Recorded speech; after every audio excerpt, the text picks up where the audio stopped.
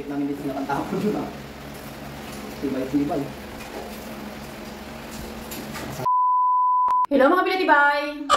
Hi vlog! Welcome to my guys. Ito na nga kayo, ano natin kayo, yung cake natin kahapon. Sobrang busy. Eto sila rin nga ay gumagawa na ng cake. Pinapa-icing ko na sila. Ako naman ang gumagawa ng topper. Kasi ano yung topper natin ga. Kasi wala naman tayo talagang mga molder na dapat gamitin dito. Kasi nga hindi naman kompleto talaga yung molder natin. Though marami akong molder ga ng mga pang edible topper, kaya nga lang is hindi naman lahat ng pinapagawa ni customer is meron tayong nabibiling mga molder na para doon talaga sa cake nila, di ba? Kaya gaya nito, ano pa to yung mga dayami ata, ito na may, ano ang tawag dito? Haystack, hindi ko alam.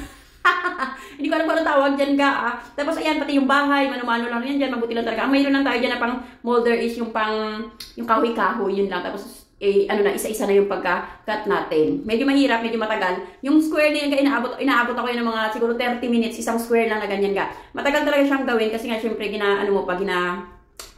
texture mo pa na para makuha mo talaga yung parang mga dayami-dayami. Tapos ito yung medyo, wala rin akong ano nito, molder nito. Mano-mano na rin yung paggawa ng mga sasakyan na pink na to. First time ko gumawa ng ganitong team. Pero bukas ko na lang siguro, sige, sama ko na siguro to, or bukas na lang rin siguro. Tapos ito na nga is, mano-mano, isa-isa, yung pagkakabit ng mga, ano niya, ng mga, madali lang naman siya, yan. Pero pagka hindi mo nga pantay is magiging parang, hindi ko alam kung anong kakamulabasan ng ano natin, ng parang sasakyan, arako ba yun ga? Hindi ko alam ano ba yun tawag doon sa parang sasakyan sa bukid. Pero ang ganda nga, di ba ga, ng ano na to, ng team na to, kasi pink, parang pink na, ay, hindi ko na alam pa, pink na farm. Tapos ito gumawa na si, ano dito, sila ng ganyang hayop-hayop ko. Kaya nga lang, parang ano, nakalasing ba? Parang hubog, tapos sobrang laki. Hindi kasi talaga sila marunong gagawa ng topper talaga ng mga cakes. Kaya kapag hindi ako nagustuhan din talaga, is ako yung gumagawa. Pero yung mga manok-manok dito na ginamit ko is, sila yung gumawa lang ga. Tapos ito, inulit ko yung ginawa ni Ron kasi nga, hindi talaga siya bagay doon sa cake.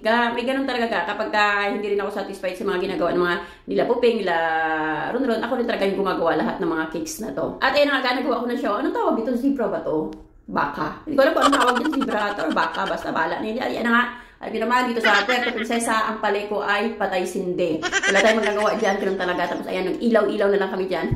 Kasi naubusan din ng yung generator, gasolina. Bumili pa niyan si daddy ng gas, kaya tiis-tiis talaga. Tapos nagulat ako dito sa cake na to guys. Expectation, ipapakita ko mamaya, na meron pa palang drip. Kaya nagpahabol pa ako ng drip niyan ga. Tapos medyo crowded na yung cake dito. Hindi ko na naman ginaya yung customer natin. Hindi ko na siya yung lahat kasi parang nandun na lahat yung may dito pa sa kabila, may flowers pa. Pangit tingnan ga, crowded na talaga masyado. Kaya ganyan na yung ginawa ko ga. Ako na lang nag-design ng sarili ko lang ga. At ito yung expectation nila ga, may flowers pa sa kabila. Parang masyadong crowded na, diba? Kaya ganyan na talaga yung ginawa ko. Sana hindi magalit sa customer, no?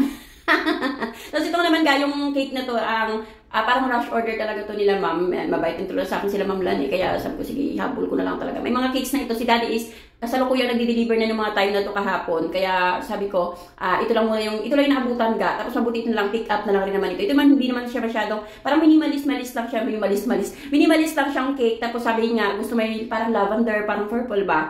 Ayun. Tapos nilagyan ko na rin siya ng kulay pink. Tapos naglagay ako ng lavender ng konti. Kaya nga lang yung lavender na yun is medyo na dark ni pring-pring yung pagkakahalo. Pero carry lang naman, maganda rin naman kakalabasan ng cake na to. Ayan. Kasi baka parang yung team nila parang pink tsaka lavender, di ba? Na light pink lang. Ayan. Kaya ganyan ko na lang rin siya. Napakadali lang naman gawin to ga. Kaya hinabol ko talaga to. 8x7 tsaka 6x7 yung size nito lang ga. Tapos ang singil ko dito ay parang 3/8. At ko na maalala kung ilan yung singil ko. Kalimutan ko ba? Alam mo naman, sobrang ang dami kong iniisip, ang dami kong ginagawa. Kaya nakakalimutan ko yung mga bagay-bagay na dapat kong alalahanin dapat. Di ba? Lalo dito yung mga bayaran.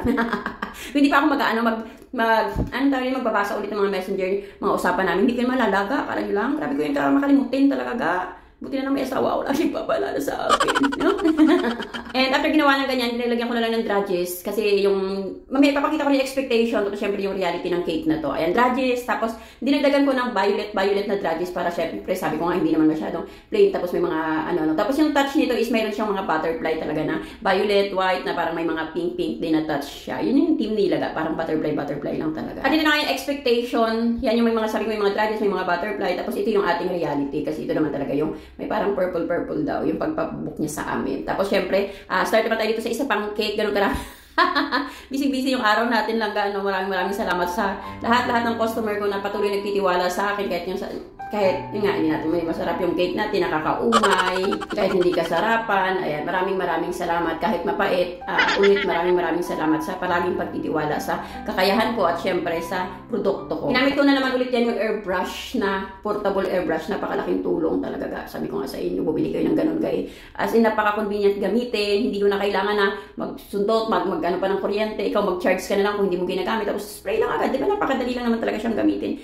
Sa Baking Home Depot yan, kay Miss Cathy yan galing yung ang ating airbrush na portable airbrush. Tapos ito, sabi ko nga, dapat ito is hindi siya fondant, basta printed topper lang lahat dapat ang gamitin dito. Kaya nga lang, sabi ko hindi siya ma-achieve kapag hindi ko ma-achieve yung yung design niya kapag hindi ko nilagyan ng fondant topper. Tapos yung expectation niya, syempre, ipapakita ko rin sa inyo. Para at least naman kahit papaano is ma-compare nyo naman kung saan kahit papaano kung nagaya ko ba talaga yung cakes natin. At ito nga yung expectation niya. Yan yung expectation niya. At pag na rin kayo mag-expect na gayang-gaya kasi nga fondant yung pinapagayahan niya at yung budget niya para sa icing lang talaga. Ganun talaga yung kakalabasan. At ito na nga yung mga cakes natin muna. Ayan, saka na natin yung fondant cake na yon. Ganun lang talaga, mahirap lang talaga gumawa ng mga fondant topper. Sabi ko nga sa inyo, naabot talaga ako ng ilang oras, mga 2 oras at kalahati, ganyan. Kakonti yung ginawa mong topper, no? Pero naabot ka ng mga 2 at 3 oras talaga. Grabe. Ngayon ay, nag-download ako ng Masaya Game. Kapag mag-download kayo ng Masaya Game, punta kayo sa mga video ko sa comment section, nandun yung link ng Masaya Game na to. Hindi nyo na kailangan mag-cash in dito ba? Meron siyang, kapag nag-download kayo nito langga, meron siyang 7 pesos agad, pampuhunan mo. Sa paglalaro pala nito langga, syempre alam nyo kung paano nyo kontrolin yung sarili niyo. Kasi nakaka-addict talaga yung ganitong mga laro langga. Ilalagay nyo lang yung cellphone number nyo, at syempre yung inyong password. Verification code, yung doon isisend doon sa number ninyo. Pwede na tayo maglaro, ayan na po. At syempre may free draw sila, pindutin lang natin ha. Okay, tapos na yung free draw natin. Ayan, pwede kayo mag-cash in ng 15 pesos, pwede kayo mag-cash in ng 55 pesos. May 6 pesos tayo. Ilalaro natin yan ng, meron silang Dragon Tiger, Toast Coin, ganyan. Marami sila dito mga palaro lang. Pero syempre yung aking pinaka-paborito is Solar Game. Oh, excited na ako ga. Wait lang. Pula lang natabutan ko ga. Sorry naman. Ayan yung pula. Oh, panalo tayo ga. May panalo tayo. Additional tayong piso. Lang, piso ulit. Piso sa green. Oh, ito na nga natin, try natin kung mananalo tayo sa green. Nakakatakot kasi di ba? Magtaya ng malaki talaga. Sakto-sakto lang ga. Yung aliw-aliwan nyo lang. Ay! Talo ako ga! Ayan, talo ako. Tingnan natin kung nanalo tayo. Ay! Nanalo ako lahat! Sorry! Okay lang. Bet ko sa pink. Okay na yan. Try nga natin. Ready?